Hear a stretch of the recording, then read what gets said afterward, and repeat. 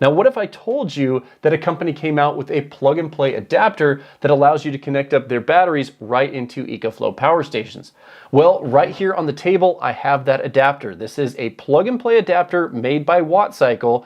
Now, I have their batteries here on the table and their adapter, and today we'll be testing with the EcoFlow Delta 3 Plus to see how well it works. Let's go ahead and take a closer look at the WattCycle adapter cable. So on this end that plugs into the power station, you have the XT150 connector.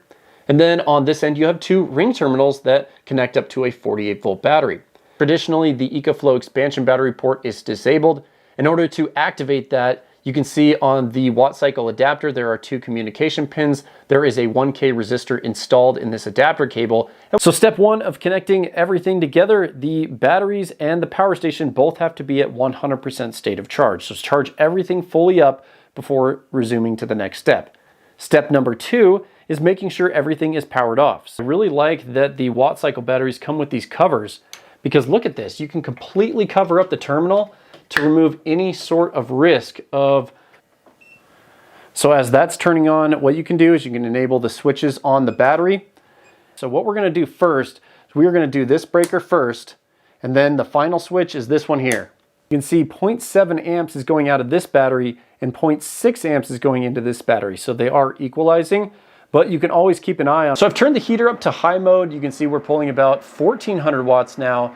And if you look at the power station screen, it's showing 99% state of charge. So now we are pulling power from the battery itself, and the estimated runtime is about 7 hours, which adds up for the total capacity of the system. Now moving on to the next test, what if we charge the power station with solar? I have 500 watts of solar connected up to the solar charging port, but we're only charging at 365 watts. So it's been a little over an hour now. The power station's at 100% state of charge, and it's also stopped charging. So let's take a look at the batteries to see what they're at.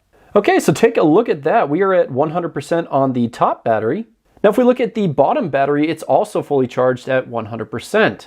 Now, one of the main benefits of this particular battery from WattCycle is that it has a 3 amp active balancer, meaning that it can balance the cells out much better than a traditional BMS.